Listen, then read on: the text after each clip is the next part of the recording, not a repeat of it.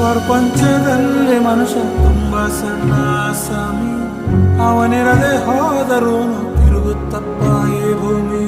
ಕಾಲಾನೆ ನಮ್ ಕೈಲಿಲ್ಲ, ನಾವೇನ್ ಮಾಡೋಣ? ಗಡಿಯಾರ ಕಟ್ಟಿಕೊಂಡು ಡ್ರಾಮಾ ಆಡೋಣ.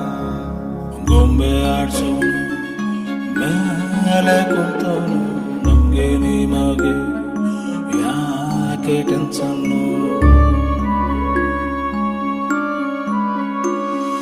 ಗೊಂಬೆ ಆಡ್ಸೋನು ಮೇಲೆ ಕುಂತವನು, ನಮ್ಗೆ ನಿಮಗೆ ಯಾಕೆ ಟೆನ್ಷನ್ನು?